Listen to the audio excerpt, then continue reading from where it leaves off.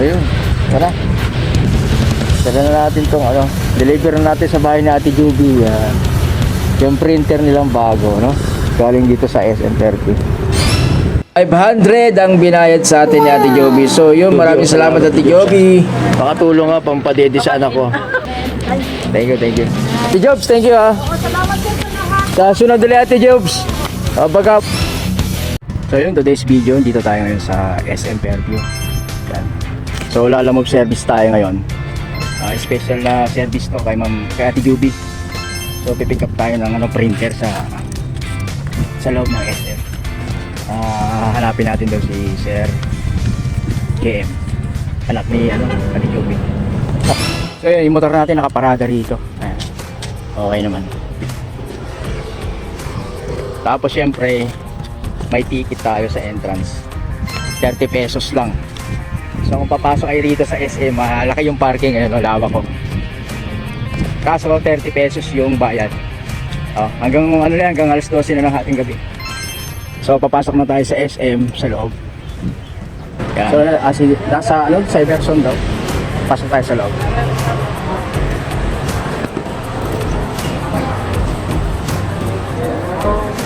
$5.9 na lang. So yun, medyo nagmamadali na tayo. Nasa ground floor pa lang tayo ng SM Fairview sa ngayon. Yan. Diretso na daw tayo sa Cyberson. Spare ni Ate Joby. Ito yung food court. Nandito lang yung food court sa ground floor, no? So, akit daw tayo sa taas. Akit tayo sa taas sa Cyberson. Ano daw siya ng Sir KM?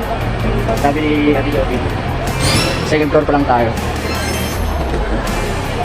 Taas, isa pa.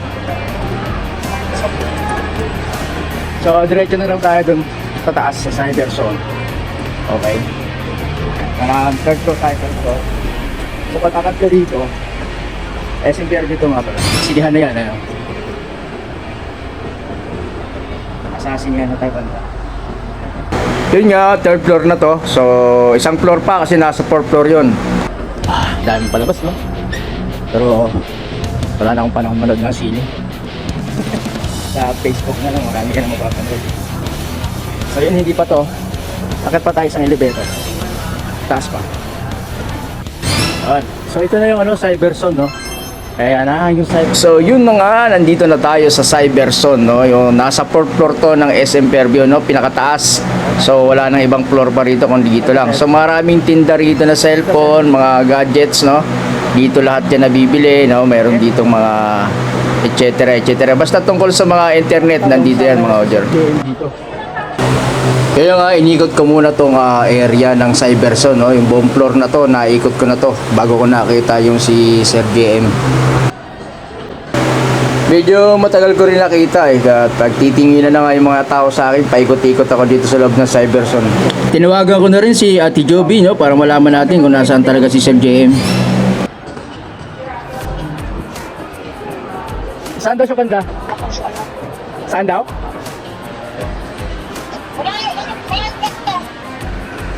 Yan, nasa service na ako eh. Saan siya banda rito? Nasaan na yan siya? Ano ba suot ng damit ko? Black? Nandiyan siya. Ito service na to eh. Ano pangalan ka ng tindahan? Nakita mo na? Hindi pa. Cyberson mataas na, pinakamataasan ba yun? Nandito na ako, kaso siyempre malaki to. Anong tindahan kayo dito? Yun yung medyo nahirapan ako hanapin si Sir JM kasi nandun pala sa loob ng octagon nakaupo. Oh my God. Wow. Pakitanong mo muna Ate Jobs kung anong tindahan. Kung anong store. Ano na? Wala pa. Tanong mo kung anong store, hindi ko siya makita. Okay, nahanap ako sir eh. Shoutout sa inyo, shoutout. Hinahanap na ako kasi wala rin. Cyberson daw, Cyberson. Oh, kaso wala siya rito. Nagkakunta. Tawagin mo muna.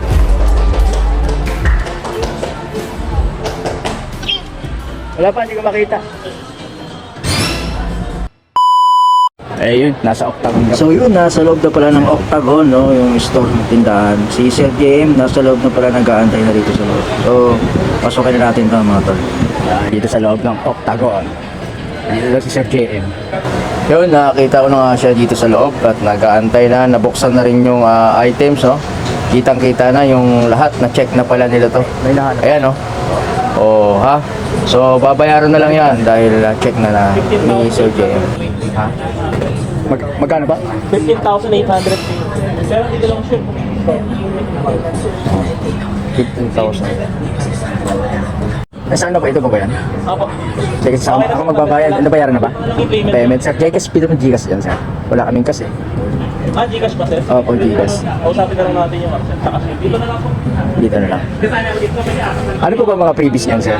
Alam, 3 pieces. Hindi kasama lang siya. Pinatatanong Sir, natin isang yan. set na info. Isang set na ink. Apo. Kasi hindi ko lang sure kung may markdown siya. Since good as cash naman yung Gcash. Apo, kausapin na lang kayo ng sir. Manager po. Ito, sir. Sa-counter. Okay na yan, Jen. Okay na yan, Jen. Okay na po, sir. Okay na. Sure ka na. Pero wala kasi kaming cash. Gcash lang po. Oh. Tapos resibo. Sir, i-proceed ko na 14,120. Tama sir dito, sir ha. Opo, sige po. Tama ba? Okay. Bago natin yan, no? Okay lang. Tama, Octagon, ASM Fairview. At yun na nga, natapos na natin bayaran to road Gcash. So as in, naka-discount naman tayo dito ng 1,000 mahigit. So pasalamat si Ate Joby dahil discount. Anong plano mo? Ako na magdadala nito ha. Tapos may sasakyan ka naman no? Ganito daw po yung Ganyan lang daw, pataas lang, ganyan. Ito yung pinakataas niya no? So nakahiga lang yan. Sige, sige. napatapon daw po yung Ay, may ano siya no? Wala ka nang ibang naiwan, yan lang. Yan lang. Sige, sige, sige, alam mo ha. Ganyan nakaganyan lang siya. Yung resibo. Ay, yung resibo niya. Okay na. ako na magbabayad. Ikaw na. At natapos na nga kami dito sa Octagon. So lalabas na kami ni Sir JM. Yan, dadalhin ko na yung kanyang printer. Ako na yung magdadala nitong printer hanggang dun sa makating sa bahay nila sa Amparo, North Caloocan. Ano? Okay na? Ikaw na, isa ka na? Ikaw na bahala? At syempre, ingat ka, Sir JM, no? Magkita na lang tayo doon mamaya sa bahay nyo. Dala ko na yung printer nyo. True Lalamove special delivery pa to, mga tol. Sorry po. So, dapat nakaganito lang daw. Pagdadala. Baka matapon yung... Yun, medyo mabigat yung printer, no? Tapos, isang kamay lang ang pwedeng ibuhat dito, no? Dahil isang posisyon lang.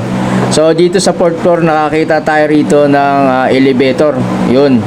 Yun, medyo mabilis yung pagbaba natin dito, mga tol. Ay.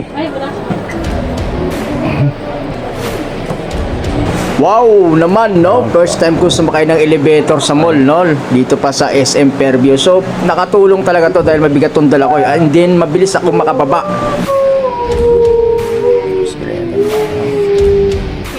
Ay, bababa pa. Sasakay pa.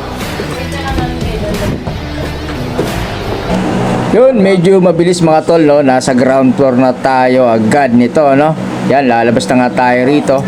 Tapos syempre, pupunta na tayo sa parking area at doon makikita natin yung motor natin doon na nakaparado. So medyo malayo-layo pa yan, nilakad ko na yan, pero kakat ko na yung video mga tol dahil doon din naman ang punta natin sa North Caloocan, right?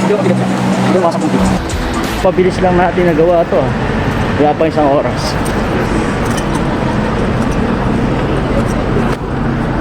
Ito na. Kaya kakarga na natin dito. Medyo mabigat to. So yan, ganyan na yung itsura niya. Nakaayos naman. Hindi na malalaglag yan. Yan yung tamang posisyon. Yan. So, sunod na video natin. Nandun na tayo sa ano. Doon na tayo sa Kalati Joby. Yan. Talaga So dito na. Dito okay naman. Wala namang problema. Ate Job, salamat ha. Ay, doon yung printer mo ha. Walang damage yan. Maraming salamat. Oo, walang damage yan. Ate Job, so. Sabi ko, Mabigat yan, Ate Job, so. yung taga 8,000 na lang. Gusto ko yung tab, si 16,000. 16,000 yan. Yes, sir. Thank you. Bagay sa'yo. Huwag mo babagsak ha. Okay. Ingatan mo kasi yung sabi ng anak niya, ingatan daw. Andun pa, nagpaiwan kasi nagpa-send pa siya ng ano, Ah. pambili daw niya ng bond papers. Ganon. Andito pa yung ano.